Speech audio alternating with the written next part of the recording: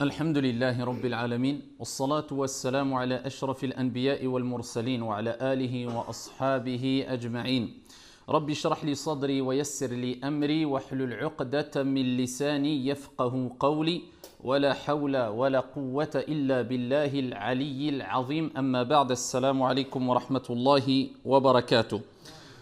Alors une brève intervention sur un sujet qui nous concerne toutes et tous et particulièrement nous les musulmans vivant en Europe ou ailleurs à notre époque. Cette intervention va toucher un sujet, va tourner autour d'un sujet qui concerne at-tasawwuf, le soufisme, la purification de l'âme, la purification du cœur, l'intérieur, ce sujet qui est malheureusement trop délaissé ou quelquefois mal compris et qui a laissé place à des débats stériles quelquefois et à des détails qui non seulement nous permettent pas d'avancer et de cheminer sereinement vers notre Seigneur Jalla wa Ala, mais qui ont provoqué des querelles et des divisions et le fait d'oublier sa propre âme pour se préoccuper des autres. Alors que celui qui se connaît vraiment, eh bien, prendra conscience qu'il a énormément de défauts et qu'il se doit de se corriger avant de penser à corriger les autres. Et il se préoccupera plus de ses défauts que des défauts des autres. Mais ça, c'est pour celui qui se connaît. Et pour se connaître, il faut apprendre à se connaître. Et il faut d'abord comprendre qu'il faut se connaître. Et à ce moment-là, on pourra prétendre essayer de connaître Allah Azza wa Jal, car tu ne pourras connaître Allah que si toi déjà tu te connais, afin de savoir quelles sont tes qualités et quels sont tes défauts, afin de faire le tri un peu dans ton fort intérieur, afin de pouvoir te libérer de ce qui t'empêche de connaître Allah Jalla wa Ala. Donc quelque part, ici, on s'est préoccupé plus et on se préoccupe plus, illa man rahim Allah, de l'extérieur que de l'intérieur. Et on ne pourra jamais réformer l'extérieur, nos pratiques religieuses aussi, notre comportement, nos paroles, nos faits et gestes, que si on a réformé notre intérieur. Et c'est pour ça qu'Allah subhanahu wa ta'ala nous l'a rappelé maintes fois dans le Coran al-Karim, à titre d'exemple, quand il dit « Qad aflaha man zakkaha » a certes réussi celui qui l'a purifié. Mais qui a purifié quoi? Qui a purifié son intérieur, qui a purifié son âme, qui a purifié son esprit, de manière générale, qui a purifié son cœur. Et le prophète sallallahu alayhi wa sallam, il nous dit dans le hadith rapporté par Muslim, bi sanadin sahih min hadithi Abi Hurayrata radiyallahu anhu wa arda, il nous dit alayhi salatu wa salam, inna Allah la yanzuru ila suwarikum wala ila ajsamikum walakin yanzuru ila qulubikum wa a'malikum. Allah Jalla wa Ala ne regarde ni vos formes ni vos apparences physiques, mais ce que Dieu regarde, ce qu'Allah subhanahu wa ta'ala, ton créateur, ton Seigneur qui t'a créé, eh bien il regarde ton cœur. Et le prophète il commence par l'intérieur. وَلَكِنْ يَنْظُرُ إِلَى قُلُوبِكُمْ وَأَعْمَالِكُمْ, et vos actions aussi. Car si ton cœur est purifié, eh bien les bonnes actions suivront. Et ça ne suffit pas de dire la foi est dans le cœur, je fais ce que je veux ou je fais tout et n'importe quoi. Non, il regarde les cœurs, mais il regarde aussi les actions. Et l'un ne va pas sans l'autre. Et le plus important, c'est le cœur. Parce que si le cœur est mauvais, les actions seront mauvaises. Et lorsque j'évoque ce terme de tasawwuf et de purification et de soufisme, vous allez comprendre pourquoi. On parle de purification et on va en venir, incha'Allah ta'ala. Souvenez-vous du hadith rapporté par Al-Bukhari wa Muslim fi as-Sahihayn, où le prophète alayhi afdalu salati wa azka taslim dit « Ala wa inna fil jasadi mudra, idha salahat, salaha al-jasadu kulluh, wa idha fasadat, fasada al-jasadu kulluh, ala wa hiya al-qalb. » Il y a dans votre corps un morceau de chair. Si ce morceau de chair, idha salahat, qu'est-ce qu'il a utilisé le prophète alayhi salatu wassalam comme terme? Le terme de islah, c'est-à-dire qui renvoie vers la réforme, vers la correction, vers l'éducation. Si ce cœur, ce morceau de chair qui est le cœur, si ce morceau de chair est bon, le reste, salah al-jasad kulluh, le reste du corps est bon. Donc, le corps, l'extérieur dépend de quoi? Du cœur, de l'intérieur. Donc, on aura compris que si on veut réformer ses aspects extérieurs, son langage, ses moralités, ses actes d'adoration, as-salah, as-siyam, al-hajj, il faut absolument réformer le cœur. Parce que la condition, le prophète a dit, si le cœur est bon, le reste des actions, le reste des membres, le reste du corps sera bon. وَإِذَا فَسَدَتْ فَسَدَ الْجَسَدُ كُلُّهُ. Et si par contre le cœur est mauvais, fais ce que tu veux. Efforce-toi à prier d'une manière apparente la plus conforme possible. Wallahi, si le cœur est corrompu, eh bien tes actions, tes actes d'adoration extérieurs seront corrompus. Tu as beau faire exprès d'être dans une certaine humilité, une certaine concentration, eh bien cela, ça s'appellera quelque part la concentration de l'hypocrite. Comme on dit certains compagnons, ils disaient « Iyyakum wa khushu'un nifaq » méfiez-vous de l'humilité de l'hypocrite ou de l'humilité hypocrite. Ils ont dit, mais qu'est-ce que l'humilité hypocrite? Et il disait, un compagnon a dit, c'est le fait de voir tes membres ici dans une certaine humilité alors que le cœur ne l'est pas. Et c'est pour cela que le prophète il dit, et si le cœur est corrompu, le reste des membres sont corrompus, ala wahi al-qalb. C'est certes le cœur. Et Ibn al-Qayyim, rahmatullahi alayh, ce médecin du cœur, ce médecin des cœurs, eh bien, il disait que le cœur est pour les membres ce qu'est le roi pour les soldats ou ses sujets. Si le cœur est bon, eh bien, les membres seront bons, les actions seront bonnes. Et si le roi, comme si le roi est bon, eh bien, ses sujets, les soldats seront bons. Et à l'inverse, ici, si le cœur est corrompu et mauvais, eh bien, les membres seront mauvais. Comme le roi, s'il est mauvais, les sujets et les soldats seront mauvais. Voilà pourquoi il faut comprendre qu'il est important de purifier son cœur. Et ça, c'est un ilm. Ça, c'est une science. Alors, il faut savoir une chose. C'est qu'il y a des noms qui existent et qui désignent des groupes ou qui désignent des matières.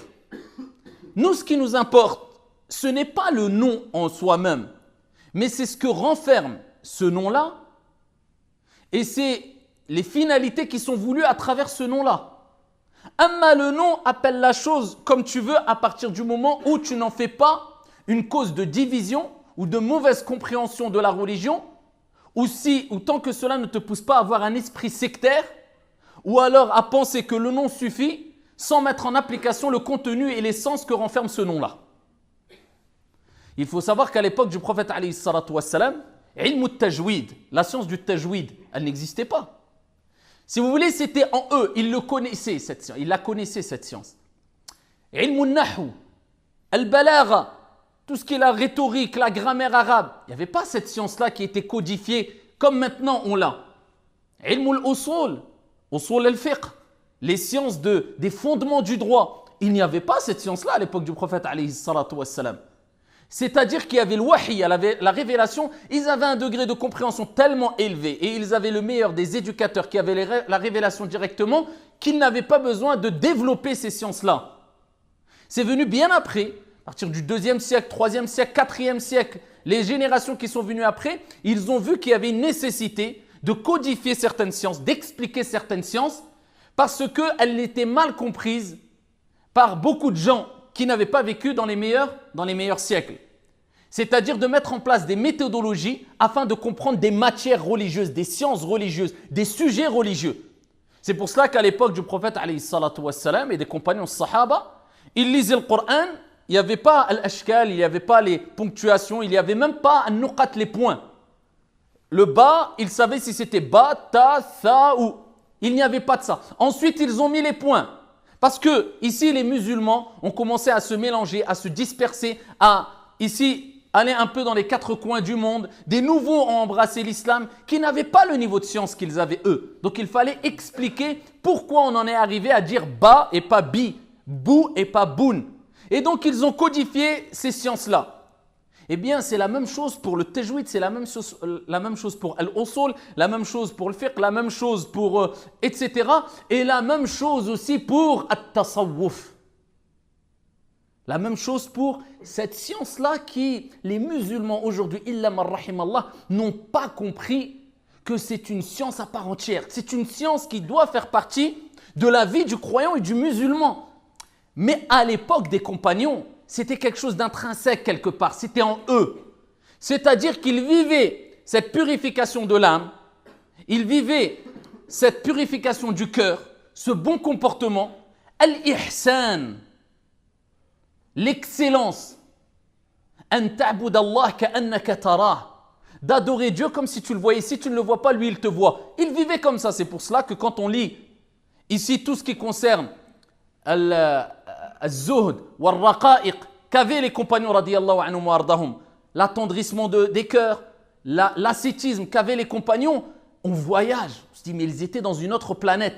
Mais eux, c'était en eux, ils vivaient comme cela. Cet ascétisme, cet abandon de cette vie d'ici-bas quelque part, cette relation forte qu'ils avaient avec Allah subhanahu wa ta'ala, ils l'avaient. Parce que Dieu les a choisis. Ils ont fait partie des élus. Ils ont eu le meilleur éducateur spirituel. Celui qui était l'éducateur des cœurs par excellence, Muhammad alayhi salatu wassalam. Et bien de même, ensuite, il y a des générations qui sont venues et qui ont été obligées d'expliquer comment ont atteint ce niveau-là les compagnons. Donc ici, ils ont mis en place une science, c'est-à-dire une méthodologie, des détails, des règles pour parvenir à ce niveau. Comme pour le tajwid, comme pour l'arabe, comme pour usul al-fiqh, comme pour, afin de quoi? Eh bien, de t'élever vers ton Seigneur tabaraka wa ta'ala spirituellement, de te rapprocher d'Allah jalla wa ala. Et maintenant, on lui a donné à cette science plusieurs termes. Le terme qui revient le plus, c'est as-soufiyya ou bien at-tasawwuf. Et ça, c'était des termes qui étaient utilisés à l'époque de l'imam Ahmed, de Hassan al-Basri, de Sufyan al-Thawri, de Al-Junayd, de Abd al-Qadir al-Jilani, rahimahumullah. Ces grands personnages qui sont reconnus par tous les savants comme étant des ulama, des savants doués de clairvoyance, remplis de science, d'ascétisme, de piété. Mais à leur époque, ça commençait déjà à être connu ces termes-là.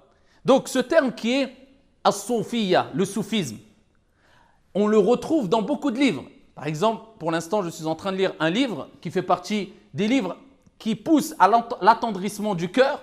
C'est Az-Zuhd wal-Raqa'iq de l'imam Al-Khattabi. D'accord? Ici, ce livre-là, c'est comme d'autres livres qu'a écrit Ibn al-Qayyim, comme a écrit d'autres. Al-Khatib al-Baghdadi, ici, il parle de personnes qui vivaient à son époque ou qui l'ont précédé et qui, sur plusieurs sujets, la prière, la concentration dans la prière, le délaissement des choses qui ne te rapprochent pas de Dieu, de la spiritualité, etc. Et il cite des personnages. Et souvent, il dit un tel as-soufi, un tel le soufi. Et ça, c'était connu, comme Ibn Taymiyyah, rahmatullahi alayh, qui a écrit 2 volumes, un volume sur le soufisme, un volume sur as-suluk. Et il parle et il fait l'éloge de beaucoup de soufis, et etc. Donc ce terme-là existait.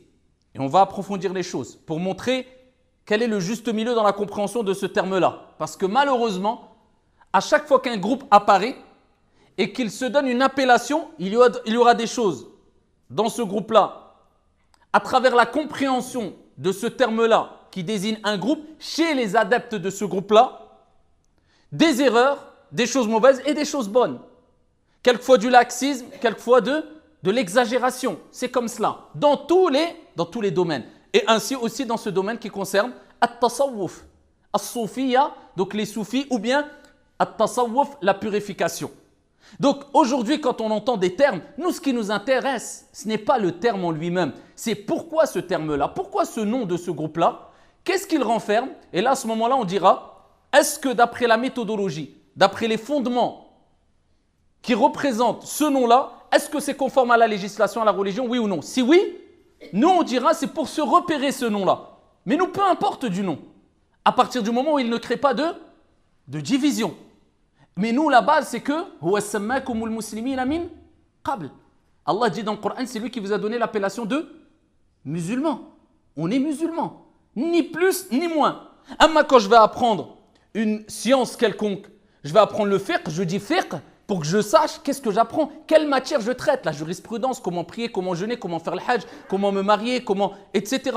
Quand je dis at-tafsir, c'est pour comprendre que là, on est en train d'étudier le tafsir. Quand je dis at-tasawwuf, je comprends que là, on est en train d'apprendre à purifier son cœur, purifier son âme, etc. C'est des appellations simplement pour se repérer, pour savoir qu'est-ce que je traite. Mais l'islam, c'est un tout. L'islam, ce n'est pas une chose. C'est tous ces noms qu'on entend en général. L'islam, eh bien, ça réunit tous ces noms tant que ces noms sont appliqués avec juste milieu, sans laxisme et sans exagération. À l'époque du prophète, alayhi salatu wassalam, Al-Muhajirun wal-Ansar, deux tribus nobles qui ont reçu l'éloge d'Allah Jalla wa Ala dans le Saint-Coran, dans le Coran. Allah a parlé de Al-Muhajirun et il a parlé de Al-Ansar. Al-Muhajirun, c'est ceux qui ont émigré. Min Makkata ila al-Madina. Al-Ansar, ce sont eux qui les ont réceptionnés. Donc les noms sont dans le Coran. Donc eux, ils sont plus à même à justifier le fait qu'ils utilisent des noms. Al-Muhajirun, nous on est le Muhajirun, nous on est les Ansar, on a une preuve, un dalil dans le Coran. C'est plus à même, ici, ils sont plus à même à justifier l'appellation de ces termes. Et il n'y avait pas de mal. On les connaissait parce que c'était pour les connaître, les repérer. Eux, c'est les Muhajirun, eux, c'est les Ansar, ni plus ni moins. Mais lorsque, comme il est relaté fi Sahih, un jour, Al-Muhajirun se sont disputés avec Al-Ansar, un des membres des immigrés, avec un des membres de Al-Ansar. Eh bien, il y en a un qui a dit « Oh, vous les Muhajirun, venez !» L'autre des Ansar a dit « Oh, vous les Ansar, venez !» C'est-à-dire, chacun a appelé son groupe, parce que là, il y avait querelle, il y avait dispute. Le prophète sallallahu alayhi wa sallam s'est mis en colère. Et il dit, dans le sens, est-ce ces termes de l'jahiliya, du paganisme que vous utilisez alors que je suis parmi vous? Pourquoi? Parce qu'ils avaient utilisé ces noms-là qui étaient des repères et qui n'étaient pas interdits, mais ils en ont fait une source de division.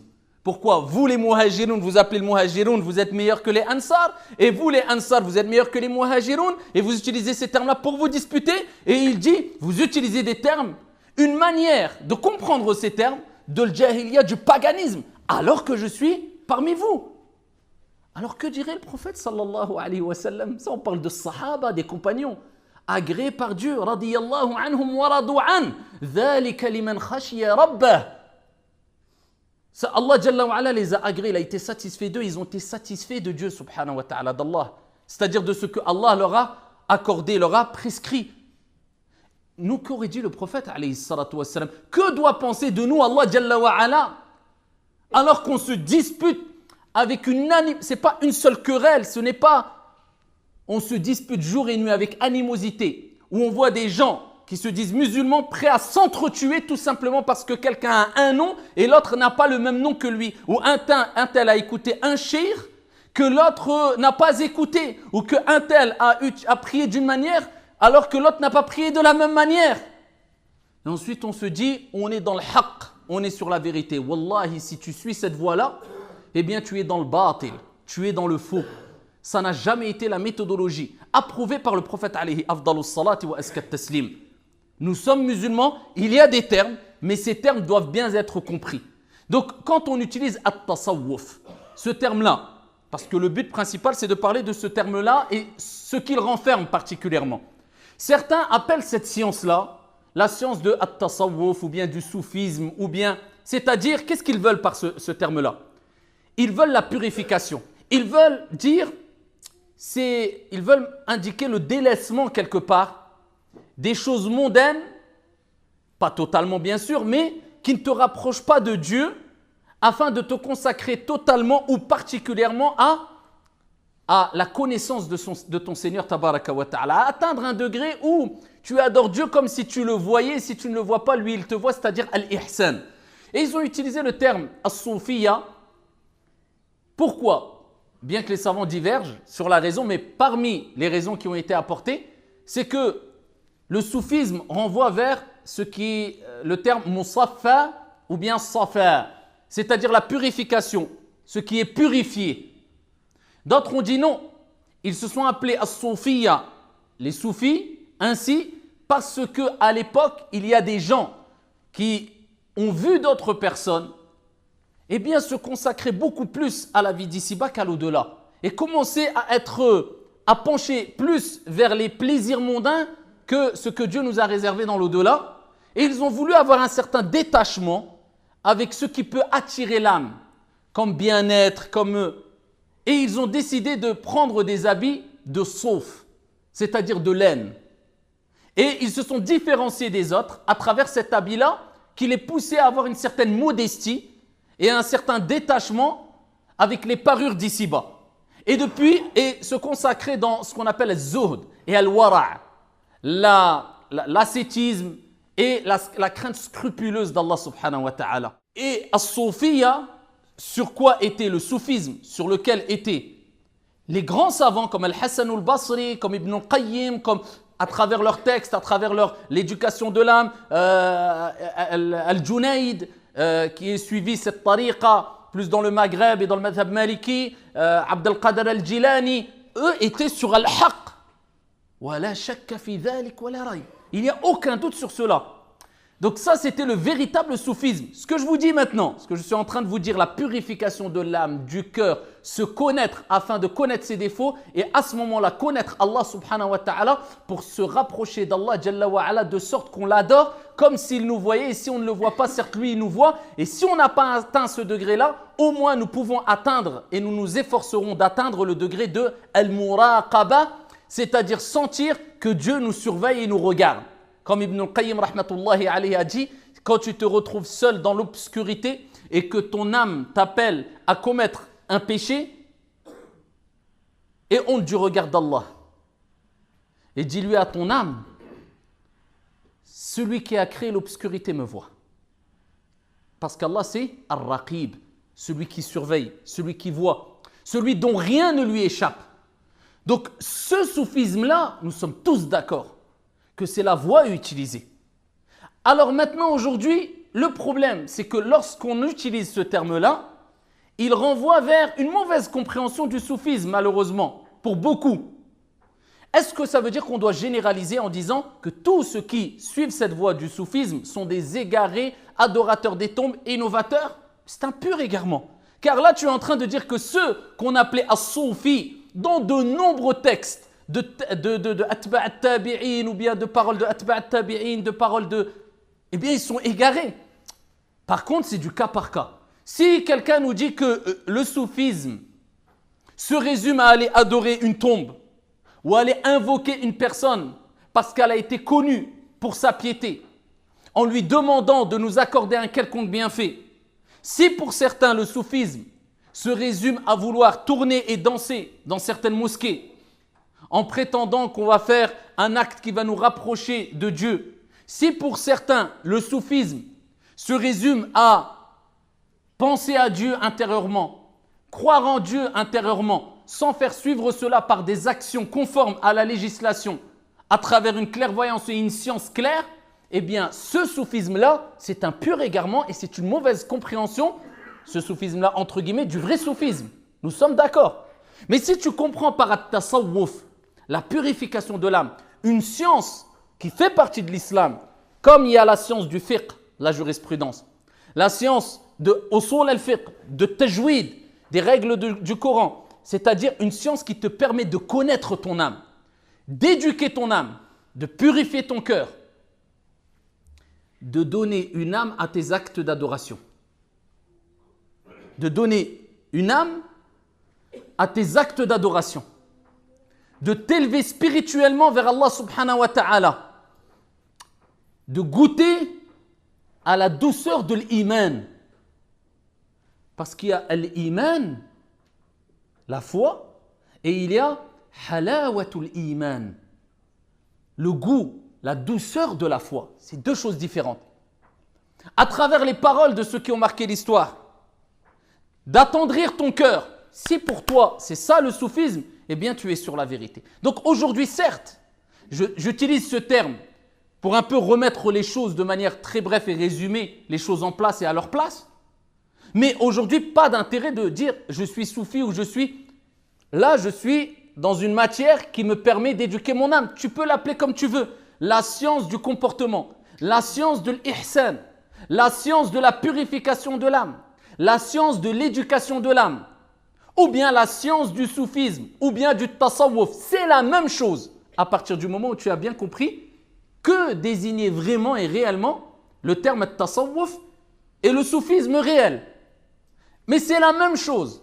Donc là, j'utilise le terme soufisme ou bien tasawwuf pour rappeler à ceux qui généralisent et lorsqu'ils entendent un tel était maître spirituel dans le soufisme, a'oudhu billah. Voilà comment ils réagissent. Manque de ilm, manque de science.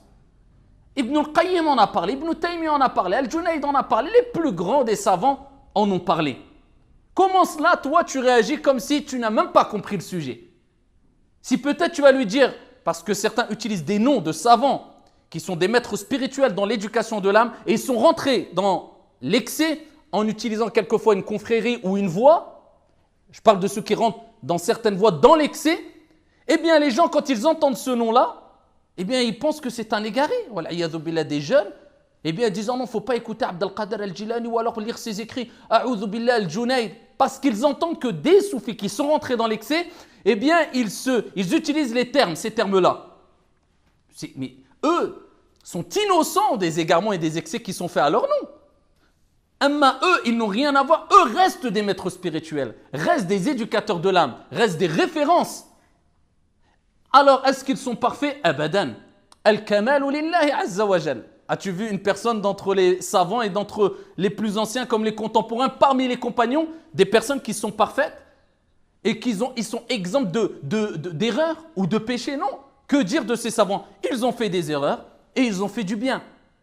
Lakin al-adil fil hukm, celui qui est équitable dans le jugement, eh bien c'est celui qui juge avec équité et qui regarde qu'est-ce que la personne a apporté comme bien et qu'est-ce que la personne a apporté ou apporte comme mal.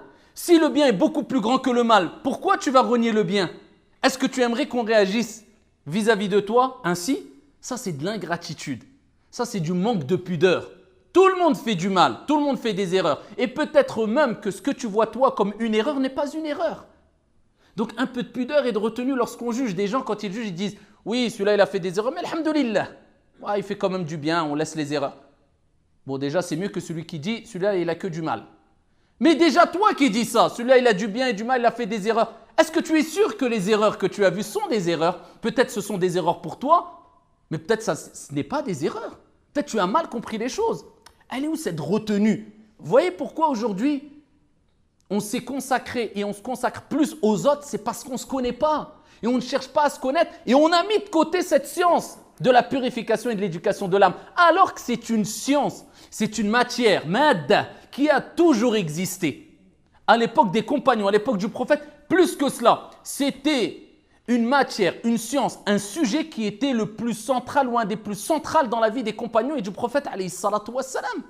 Le prophète n'a-t-il pas dit « Innama bu'ithtu li utammima makarim al-akhlaq » J'ai été envoyé pour. Pourquoi?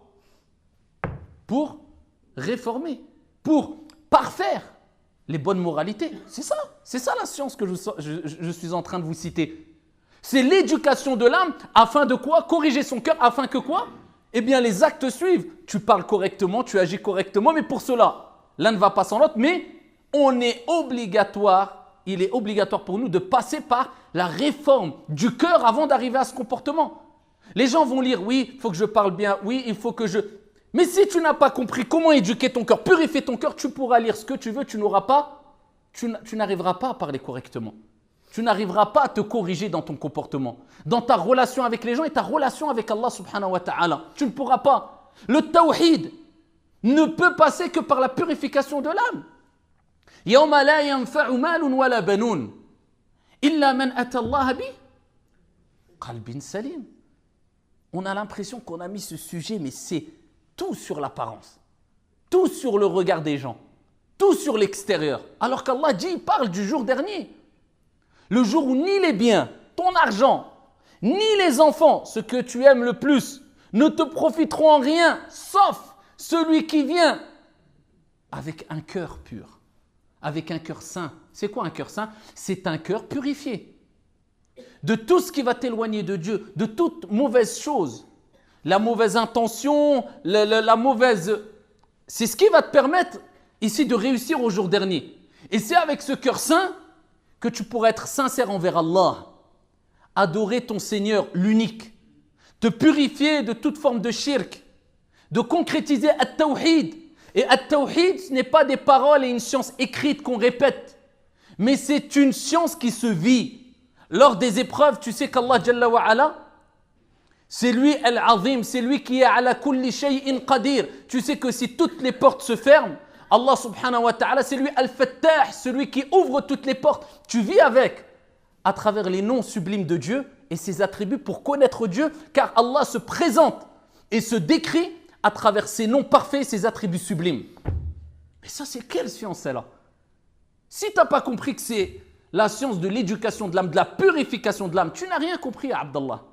Tu as mis de côté une science. Donc déjà, c'est un constat que je veux faire déjà. Rendez-vous compte que le musulman a besoin de toutes les matières. Et parmi ces matières principales sur laquelle tu dois te concentrer et te consacrer, c'est la science, si tu veux, du tasawwuf, ou bien de l'ihsan, ou bien de l'éducation de l'âme, ou bien de la purification de l'âme, ou bien de la connaissance d'Allah, appelle-la comme tu veux. Sinon, tu ne pourras jamais réussir et goûter al-falah, à la réussite, ni ici-bas, ni dans le delà. قَدْ أَفْلَحَ مَنْ زَكَّاهَا التَّخْلِيَةَ قَبْلَ التَّحْلِيَةِ وَلَيْسَ الْعَكْسِ لَيْسَ التَّحْلِيَةَ قَبْلَ التَّخْلِيَةِ. C'est la règle qui nous incombe, c'est la purification avant l'ornement. Et pas l'inverse, l'ornement avant la purification. On purifie son intérieur et quand ton intérieur sera purifié, eh bien ton extérieur cela se manifestera à travers tes traits et tes aspects et tes comportements et tes paroles et tes faits et gestes extérieurs. Mais quand tu te consacres et tu te concentres plus sur l'extérieur, tu vas tomber dans une pratique mécanique malheureusement.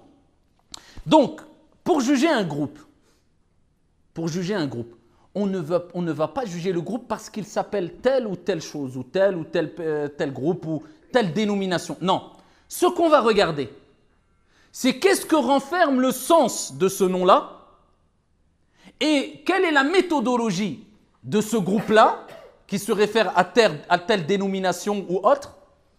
Quels sont les fondements de ce groupe-là? Et on se réfère ni aux atba', aux suiveurs.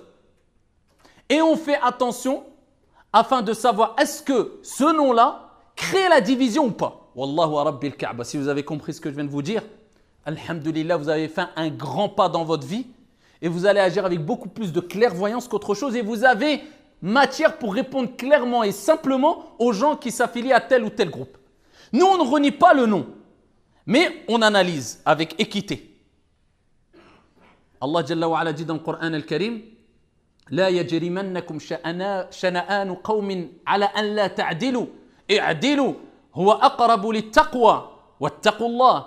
Que la haine ou bien les querelles que vous avez avec des gens ou envers des personnes ne vous poussent pas à être injuste. Soyez juste, équitable dans votre jugement, dans vos faits et gestes, dans votre manière de réagir. هو أقرب للتقوى. Cela est plus proche de la piété. Tu vas prendre le terme et tu vas regarder qu'est-ce qu'il renferme, comment il est compris, quelle est la méthodologie. Et là, à ce moment-là, tu pourras dire est-ce qu'ils sont sur la vérité ou pas? Est-ce que ce terme crée une division ou pas? Oui ou non? Oui, je réagis comme le prophète alayhi salatu wassalam a réagi avec le muhajirun wal ansar. Mais je ne délaisse pas le sens et le suivi, sans excès, sans exagération. Ainsi, je serai sur al-wasatiyya. Donc nous, ce qui nous importe, ce n'est pas les termes. Comment sont compris les termes? Et quelles sont les conséquences du suivi de ces dénominations et de ces groupes qui s'affilient à ces termes? Il faut regarder la finalité. Alors, ici, il faut savoir qu'il y a Abul Qasim al-Junayd qui a donné aussi une définition de at-tasawwuf. Abul Qasim al-Junayd, c'est un grand savant, maître spirituel, alim, parce qu'il faut savoir une chose. Quand je vous parle de al-Junayd, quand je vous parle de Hassan al-Basri, quand je vous parle de Abd al-Qadir al-Jilani, rahimahumullah, c'était des maîtres spirituels dans l'éducation de l'âme, mais tous les savants reconnaissent que c'était des gens de science. Ce n'était pas de la rigolade. Ce n'était pas, ils traitaient ce sujet avec ignorance. Ils étaient très forts dans les sujets qui s'appellent aujourd'hui al-fiqh, al-tajwid, al-arabiyya, al-aqida, al-tawhid. C'était des montagnes de sciences. Donc, le vrai soufisme, le vrai soufi, c'est celui, comme je vous ai dit précédemment, non seulement qui ne rentrera pas dans des excès, mais on va analyser à la lumière du Coran et de la Sunna, avec une bonne compréhension saine, est-ce que tel acte est conforme ou pas? C'est du cas par cas. Mais c'était des gens savants. Si tu sentais cette science-là sur les sujets de jurisprudence, tu voyais la science, le ilm. Mais ils accompagnaient cette science-là, ce ilm, ce fiqh, les actes d'adoration avec la spiritualité. Parce que l'un ne va pas sans l'autre. Et Al-Junayd, certains disent, je suis Al-Junaydiyya. Pourquoi c'est cette tariqa, si on veut, quelque part, cette voie, et ils prennent les enseignements d'Al-Junayd. Moi, je parle de manière générale. Ensuite, c'est du cas par cas. Et nous rejetons clairement les excès qui peuvent être faits, pas de tous, loin de là, mais par certains. Comme dans d'autres groupes ou d'autres personnes qui utilisent d'autres dénominations, comme je vous ai dit précédemment, qui vont faire adorer des tombes ou qui vont, je ne sais quoi, faire des choses qui... Il n'y a aucune preuve pour justifier cela. Ils se rapprochent beaucoup plus, se rapprochent dans certains cas du shirk, quelquefois tombent dans le shirk plutôt qu'autre chose. Mais je parle des vrais soufis qui ont compris cette spiritualité qui les pousse à adorer Allah comme il se doit. Al-Junayd, rahimahullah ta'ala, qui est mort en 297 de l'Hégire. Vous voyez à quelle époque ils ont vécu? C'était pas des... On parle des pieux prédécesseurs, Al-Junayd. Ces personnes-là, eh bien, ont donné des définitions déjà à leur époque. Ici de As-Soufi, At-Tasawwuf. Et lui, il dit At-Tasawwuf, Al-Haqiqi, le véritable Tasawwuf, An takuna ma'Allah bila ilaqa. C'est d'être avec Dieu, Allah. Tu vis avec Allah. Spirituellement, tu sens, c'est-à-dire la présence divine. Tu reconnais qu'Allah te voit. Qu'Allah est avec toi à travers ses noms et ses attributs, il voit tout, il entend tout, il sait tout, rien ne lui échappe. Qu'Allah, sa miséricorde, dépasse sa colère. Que si tout le monde t'abandonne, Allah ne t'abandonnera pas si toi, tu n'abandonnes pas ce que Allah Jalla wa Ala t'a dit d'abandonner. Vivre avec Allah Azza wa Jal. C'est ça le tasawwuf, c'est vivre avec Allah subhanahu wa ta'ala bila ilaqa. Sans aucune, ici, relation intense, forte ou plus forte avec cette vie d'ici-bas que Dieu. C'est-à-dire avec un certain délaissement de tout ce qui peut te détourner de ta relation saine avec ton Seigneur tabaraka wa ta'ala. Amma zuhd, l'ascétisme, ce n'est pas forcément d'abandonner la vie d'ici-bas. L'imam Ahmad, rahimahullah ta'ala, lorsqu'on l'a interrogé sur az-zuhd, il dit, c'est d'abandonner les péchés. Ce n'est pas d'abandonner la vie d'ici-bas. Le principal, ce n'est pas de ne plus vivre et de ne plus se faire plaisir, c'est de ne pas avoir toutes ces choses mondaines dans ton cœur. Mais de les avoir dans ta poche ou je ne sais quoi, il n'y a pas de problème. Mais il ne faut pas que ça rentre dans ton cœur de sorte que ça te détourne de la religion. Ou que ça prend une place plus importante que ta relation avec ton Seigneur et ta préparation pour le delà, tout simplement. Ça, c'est la bonne compréhension de zuhd et de at-tasawwuf. Alors, parmi les choses qu'on dit, al-ulama, ils disent que c'est se déconnecter lors de l'adoration aussi. Avec toute cette vie d'ici-bas, ça y est, tu mets pause. Tu dis Allahu Akbar, ça y est, ce n'est pas que les gestes qui réagissent, c'est le cœur qui réagit. Et le cœur est attiré, l'âme est attirée par les biens d'ici-bas, par les choses qui attirent. Eh bien non, tu mets une pause et tu rediriges l'âme vers Allah Azza wa Jal. Ça y est, quand tu as dit Allahu Akbar, tu as compris le sens. Tu n'as pas dit que la parole. Tu as accompagné cette parole par une compréhension saine et une application. Dieu est le plus grand, c'est-à-dire il est plus grand que tous mes soucis, tous mes problèmes, tout ce qui peut me détourner de ma prière. Tu abandonnes, pause. Il n'y a que Dieu en face de toi. Allahu Akbar. Et quand tu mettras priorité à Allah subhanahu wa ta'ala, eh bien tu sais que tous les problèmes que tu as pris avec toi dans la prière et que tu les as laissés à la porte avant d'entrer dans l'arène spirituelle de la prière, eh bien Allah Azza wa Jal fera que quand tu vas sortir de ta prière, ouvrir cette porte-là, ces problèmes auront disparu, incha'Allah. Parce que tu as fait devancer Allah sur tes problèmes. Et tu as reconnu, à travers ce délaissement, que c'est Allah qui enlève les problèmes. Et que si tu mets priorité sur Dieu, Dieu s'occupera de tes affaires mondaines.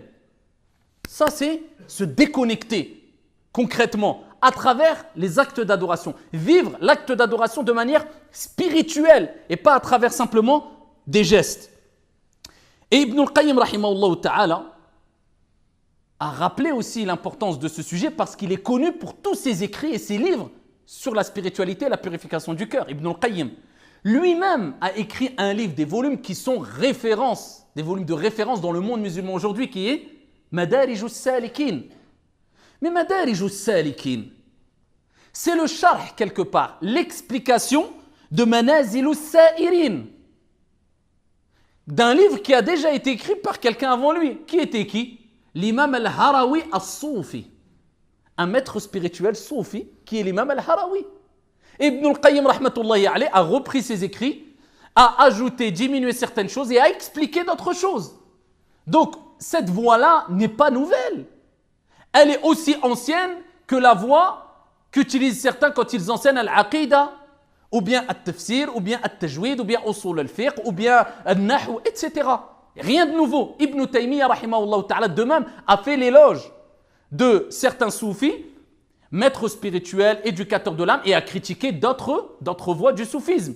Et il a rappelé qu'il y avait un juste milieu comme d'autres matières. Et il a rappelé qu'il y a des soufis qui se trompent et qui font des erreurs et qui font des choses bien. Voilà, pour dire qu'ils sont comme toutes les autres voies. Et il a rappelé qu'est-ce qui était comme excès chez les soufis et qu'est-ce qui existait comme chose bonne chez les soufis. Chez ceux qui sont éducateurs de l'âme, si on veut quelque part, c'est ce qui nous importe, c'est le sens, mais pas le terme. Ibn Taymiyyah nous rappelle même, à titre d'exemple, parce que c'est une référence chez les soufis. Alors, je parle de manière générale, hein, je ne parle pas de ceux qui rentrent dans l'excès, dans l'adoration, la divinité, ou qui prennent un tel shir comme maître spirituel, même après sa mort, en pensant qu'ils se rapprochent de Dieu, en l'invoquant lui. Non, je parle de ceux qui ont pris les paroles, l'éducation concrète de Abd al-Qadir al-Jilani, rahimahullah ta'ala. Abd al-Qadir al-Jilani lui-même, ici,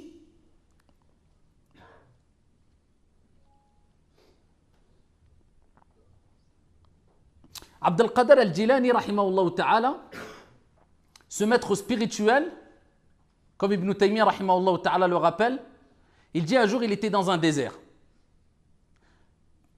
assoiffé, plus rien autour de lui, si ce n'est le sable. Il vit une lumière au-dessus de lui, une voix retentir, qui lui dit, « Ya Abd al-Qadir, Ya Abd al-Qadir » il lui dit, aujourd'hui, pour toi, tout ce qui était illicite est devenu licite. Il faut s'imaginer, c'est une personne de science, de piété, seul dans un désert. Il sait, il comprend que quand toutes les portes se ferment, bien il reste une porte qui reste ouverte, la porte du secours d'Allah. Et il voit une lumière au-dessus de lui et il entend une voix, Ya Abd al-Qadir, tout ce qui était illicite pour toi est licite pour toi maintenant. Al-ulama, ce n'est pas al-ubbad simplement. Comment ils réagissaient à leur époque?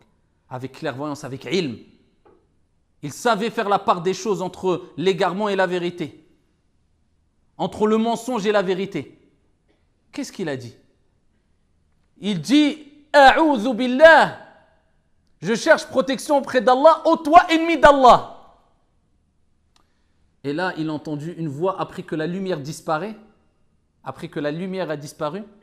Il dit, Najaut, tu as été sauvé, alors que beaucoup d'adorateurs ont raté l'épreuve, dans le sens.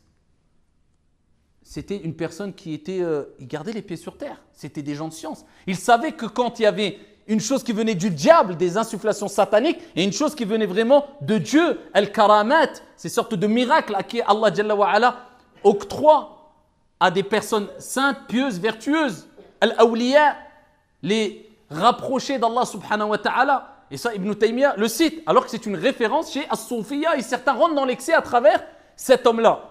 Et lui, c'était Abd al-Qadir al-Jilani, lui, c'était un savant, lui, c'était un alim, lui, il était dans l'éducation de l'âme et il était dans la science. Et c'est ce qu'il faut comprendre à travers As-Soufiyya.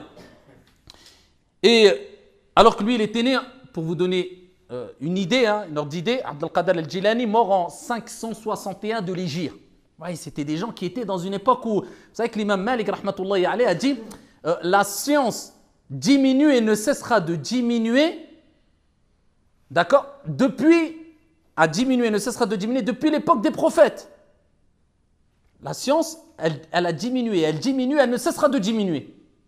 Ça, c'était l'imam Malik, rahimahullah ta'ala. Preuve en est que, preuve de plus, car il y en a de nombreuses preuves, que la science de leur époque n'atteindra jamais le degré de science de notre époque. Par contre, ça ne veut pas dire qu'on ne va pas découvrir des choses dans les sciences, et je parle particulièrement ici des sciences religieuses, bien sûr, dans les sciences religieuses que n'avaient pas découvert. C'est possible, car la science d'Allah est vaste et infinie.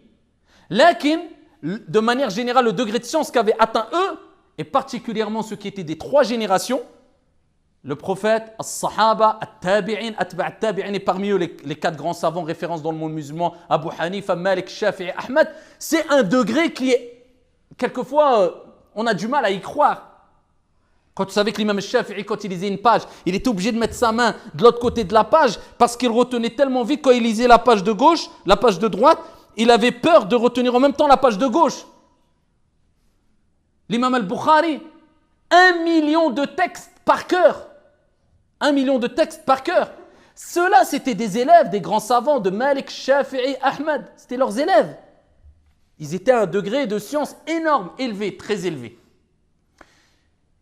Et donc ici, il était mort en l'an 561. De les dire pour que vous ayez un peu une notion sur à quelle époque ont vécu ces gens-là. Al-Junayd, rahimahullah ta'ala, à titre d'exemple. Quand on parle d'Al-Junayd, c'est celui que je vous avais évoqué lors de la précédente intervention, qui était une personne qui s'est consacrée aux sciences religieuses, mais aussi à cette science qui est impérative pour tout musulman et musulmane, c'est l'éducation de l'âme afin de donner une âme aux actes d'adoration et vivre avec al-ibadat. Ce n'est pas mécaniquement. C'est lui qui, quand on a insisté pour qu'il préside la prière, on lui a dit préside la prière. Il a dit non, je ne veux pas. La retenue, la pudeur. Ils ont insisté, il s'est avancé, il a dit istaou. C'est parmi les paroles que dit l'imam quelquefois pour rappeler aux gens qui sont derrière les prières qu'il faut qu'ils s'alignent, qu'ils aient des rangs bien droits. Lorsqu'il s'est retourné vers eux, il a dit istaou. Il est tombé évanoui. Et lorsqu'ils l'ont réveillé et ils lui ont dit Mabik, qu'est-ce que tu as? Il dit Wallahi, lorsque j'ai dit istaou, alignez-vous, ayez les rangs bien droits, c'est comme si une voix m'avait dit et toi, est-ce que tu es droit de telle sorte que tu dises aux gens d'être droit? Il dit je me suis évanoui. C'était des gens avant même qu'ils rentrent dans la prière, ils se déconnectaient, ils étaient dans un autre monde. Il est rapporté qu'il avait 7 ans. Il dit je me souviens, j'avais 7 ans. Mais vous imaginez, 7 ans. Il jouait. C'était un enfant, c'est normal, il jouait. Il dit, je m'amusais lorsque des personnes adultes étaient à côté de moi et quelqu'un m'a interpellé et il lui dit, Ya Junayd, ma shukr. Qu'est-ce que c'est que la reconnaissance? Et là, Junayd, il dit, Allah yu'sallahu bi ni'amih. À 7 ans. Il dit la reconnaissance vis-à-vis de Dieu, c'est de ne pas désobéir à Allah subhanahu wa ta'ala à travers ses bienfaits qu'il nous a donnés. 7 ans. Regardez la spiritualité qui se dégage de leurs paroles. Le khushu', la compréhension, la sincérité, l'ikhlas. Al-fahmu ad-daqiq wa sahih. La compréhension précise et authentique. C'est le fait de ne pas désobéir à Dieu à travers les bienfaits qu'il nous a accordés. Dieu t'a accordé des yeux, une vue qui vaut plus que toutes les richesses qu'il y a dans la vie d'ici-bas. Tu donnerais n'importe quoi pour retrouver la vue si Dieu t'enlevait la vue. Dieu t'a donné des jambes, Dieu t'a donné des oreilles. C'est des bienfaits de Dieu. Si vous essayez de compter les bienfaits de Dieu sur vous comme Dieu dit dans le Coran, vous ne pourriez les dénombrer. Si Dieu t'enlève un œil demain, wallah, ton plus gros souci principal, c'est ton œil. Tu donnerais tout pour retrouver ton œil. Combien de fois dans ta vie tu as dit Alhamdulillah, louange à Allah que tu m'as donné mes 2 yeux? Eh bien, Dieu t'a donné ses bienfaits. Maintenant, c'est de ne pas lui désobéir, de désobéir à Allah à travers les bienfaits qu'il t'a donnés, qu'il t'a mis à disposition une période bien délimitée pour passer ton examen. Ensuite, il va reprendre cette copie. Et ensuite, tu devras rendre des comptes sur ton corps. Qu'est-ce que tu en as fait? Sur ton argent, sur ton... Donc, est-ce que toi, tu désobéis à Allah à travers les bienfaits que Dieu t'a donnés? Moi, je fais ce que je veux, c'est mon corps. Arrête, délaisse ces drogues-là. Je fais ce que je veux, c'est mon corps. Arrête de te faire du mal. Je fais ce que je veux. C'est pas ton corps. Inna lillah wa inna ilayhi raji'un. Nous appartenons à Dieu et vers Dieu nous retournerons. Dieu t'a mis à disposition afin de faire du bien auprès de toi, autour de toi, chez les gens de manière générale, vis-à-vis des gens de manière générale et vis-à-vis de toi-même et avoir une bonne relation avec Dieu de manière sereine et paisible. Est-ce que tu le fais? Est-ce que tu as compris cela? Une parole à 7 ans. Que dites-vous des paroles qu'il a dit tout au long de sa vie? Tu rentres dans une madrasa, dans une école à travers leurs paroles et à travers les paroles de ceux qui sont des réels éducateurs de l'âme. Et ici, le but de cette modeste intervention, c'est surtout de dresser quelque part un constat, de vous rappeler que beaucoup malheureusement ont pratiqué et pratiquent, et je parle pour moi le premier, illa man rahimallah, une religion quelque part, un islam quelque part entre guillemets mécanique, un islam de halal ou haram, tout en oubliant awalan, premièrement, que l'islam ce n'est pas que halal ou haram, licite ou illicite, ce n'est pas que cela. Avant même de comprendre et de savoir vraiment qu'est-ce qui est vraiment halal et qu'est-ce qui est vraiment haram, comprendre que l'islam ce n'est pas que le halal et le haram. Ici il y a la jurisprudence qui tourne autour de 5 jugements. Et beaucoup de gens pensent qu'il n'y a que licite, illicite ou obligatoire, interdit. Faux, complètement faux.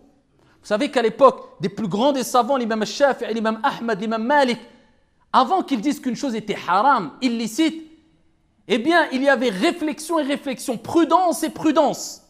Et ils avaient l'habitude de dire « Akrahu dhalik » utrukuh, je déteste cela. Délaissez cette chose par prudence et par crainte de dire quelquefois qu'une chose est haram alors qu'elle n'est pas haram. Alors que Dieu nous rappelle dans le Coran qu'il ne faut pas dire que ceci est halal ou haram en proférant des mensonges vis-à-vis de Dieu sans science.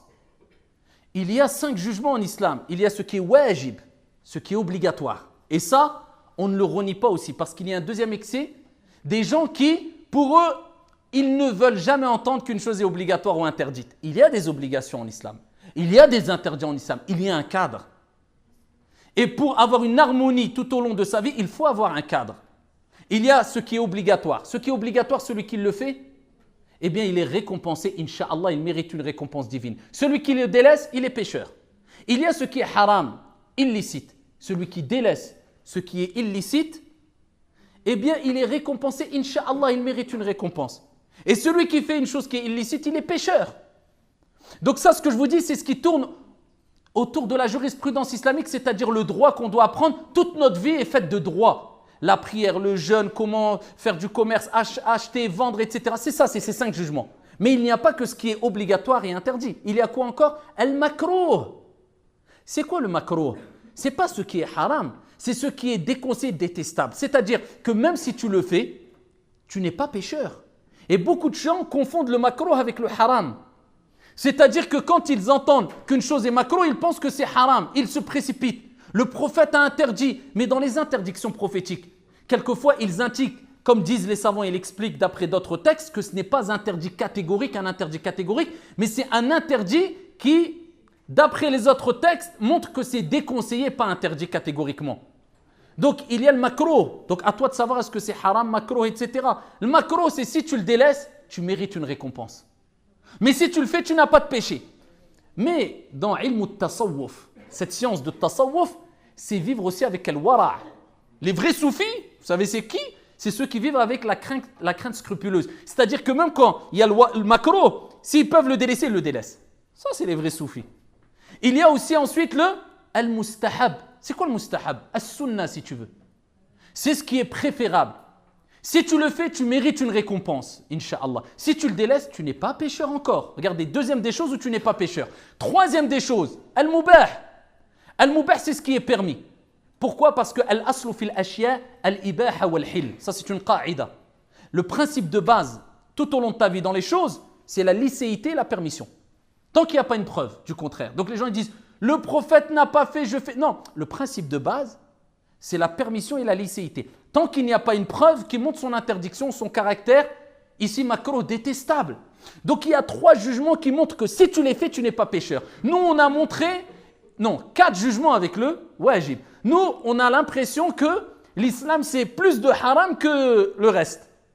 Déjà, il faut comprendre que l'islam, ce n'est pas une religion que de halal haram ou wajib haram, obligatoire, interdit ou licite et illicite. Et deuxième des choses, il faut comprendre que même les actes d'adoration, al-fiqh, si tu ne l'accompagnes pas de la science, de la purification de l'âme, de la science qui est l'ihsan, adorer Dieu comme si tu le voyais, si tu ne le vois pas, lui, certes, il te voit. Ce qu'on appelle le tasawwuf quelque part, sans excès, sans exagération.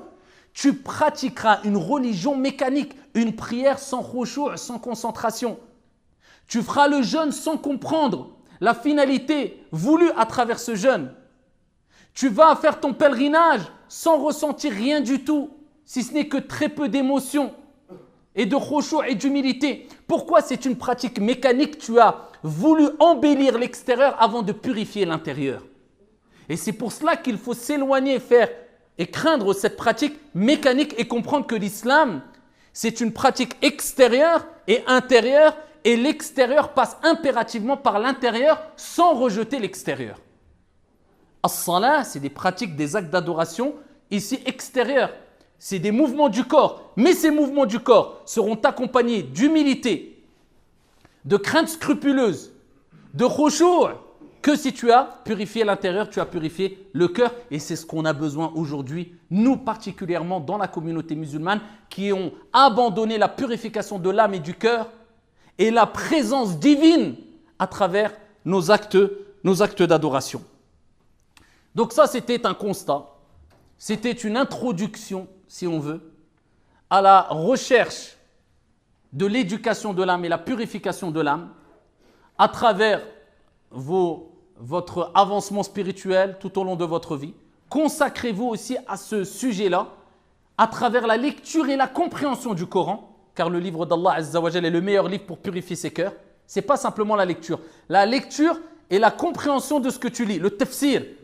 Garder une relation avec le Coran, la parole d'Allah, kalamullah Azza wa Jalla. C'est impératif. Au moins une fois par jour. Au moins une fois. Ne serait-ce que lire une page en la comprenant. En arabe et en français si tu ne comprends pas l'arabe, et en lisant un exégèse du Coran, tout en faisant attention aux sujets sensibles qu'il faut contextualiser. Mais pour comprendre ce que tu lis, en essayant d'avoir un éducateur physique, un cheikh, qui te recadre quand il faut te recadrer, un éducateur spirituel, qui t'accompagnera dans ton cheminement spirituel, à travers la parole de ces gens qui ont travaillé énormément l'éducation de l'âme. Revenez vers ces gens. Al-Hassan al-Basri, Sufyan al-Thawri, Al-Khatib al-Baghdadi, Ibn al-Qayyim, Al-Junayd, ces gens-là qui ont parlé énormément de la spiritualité, de la purification du cœur. Et alhamdulillah, il y a de plus en plus de livres maintenant, même traduits en français. Il y a aussi un livre qui est traduit, je ne sais pas s'il est complètement traduit en français, qui est Ihya Ulum ad-Din. La revivification des sciences de la religion. Alors certains savants contemporains ont dit qu'il ne faut surtout pas l'écouter à des erreurs. Dans tous les livres, il y a des erreurs. Ce n'est pas le Coran, ce n'est pas un livre révélé. Mais ce livre-là, c'est une perle dans l'éducation de l'âme. Et ce qui les savants ont mentionné qui était faux, qui était erroné, eh bien on le rejette. On le met de côté. Mais le livre, il ne peut être rejeté, mis de côté. C'est du grand savant Abu Hamid al-Ghazali. Abu Hamid al-Ghazali, c'était un grand savant érudit. Et regardez comment il a réagi, et je terminerai avec cela. Il a adoré Dieu, il a appris, il a enseigné pendant des années. Pendant des années. À un moment, il s'est dit, il y a un gros problème. Ma pratique est trop mécanique. C'est-à-dire que je pratique, il y a de la science, c'est bénéfique, as-salat, as-siyam, tout ce qu'on peut avoir comme pratique aujourd'hui, on peut voir comme pratique chez les frères et chez les sœurs, apparent, comme les sœurs, le hijab, comme les... Mais par contre, ces pratiques-là, je ne ressens pas cette purification de l'âme, cette relation avec Dieu, l'âme dans la pratique. Comme nous, en général, on prie mécaniquement. Vous voyez, c'est quoi prier avec concentration quand tu sens ta foi, elle monte, et prier mécaniquement, tu veux. Ce n'est pas la prière, ce n'est pas toi qui aimes la prière, mais tu veux te débarrasser de la prière et ainsi la prière veut se débarrasser de toi. Eh bien, il s'est dit non, il faut que je revienne à l'essentiel. me connaître, me retrouver avec moi-même. Et il a décidé de faire al-i'tikaf, une retraite spirituelle en faisant un grand voyage. Il est parti. Il est parti à Médine, il est parti à Mecca, il est parti à Al-Quds. Et il s'est retrouvé pendant une longue période tout seul, avec lui-même. Et il a médité. Et il dit, j'ai rencontré d'énormes choses, j'ai compris d'énormes choses. En fait, il a voulu une revivification de la spiritualité et des sciences religieuses. Pourquoi? Voilà pourquoi ce livre, il est appelé Ihya Ulum ad-Din. La revivification des quoi? Des sciences religieuses. Comme si il nous montrait que les sciences religieuses, sans âme, sans revivification, elle est morte. Donc la revivification, c'est-à-dire qu'il voulait faire revivre ces actes d'adoration. Il enseigne la prière, mais non, c'est une prière morte quelque part. C'est pour ça que Ibn al-Qayyim disait Al-khushu' ruh as-salah. L'humilité, la concentration, c'est quoi? C'est l'âme de la prière. C'est l'âme de la prière. Il y a un corps sans âme, il meurt. Comme une prière sans âme, sans khushu', elle est morte.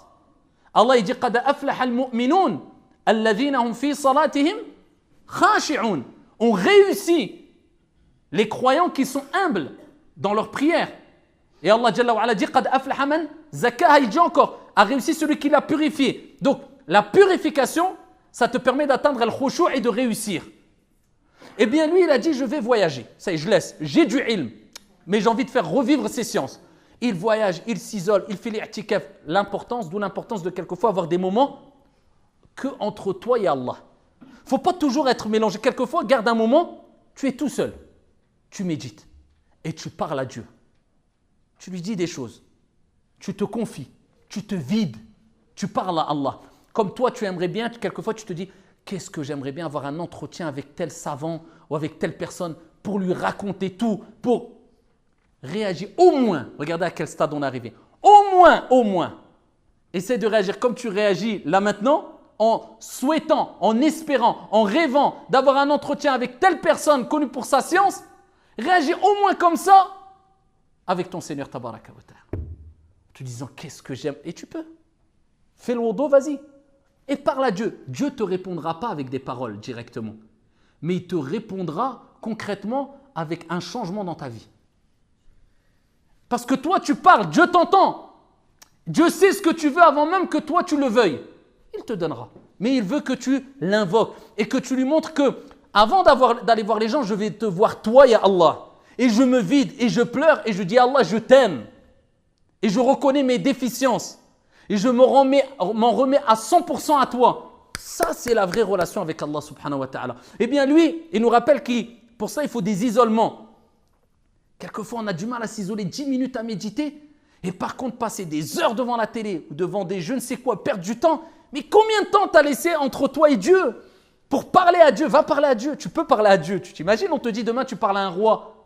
Tu es invité par un roi. Ben Allah, dans ta prière, tu parles au roi des rois, Malikul Muluk. Et tu es invité par Allah et tu as une conversation. Vous connaissez le hadith Qudusi où Allah il dit, quand mon serviteur me dit Alhamdulillahi Rabbil Alamin, Surat al-Fatiha, chaque fois après les versets, Dieu te répond.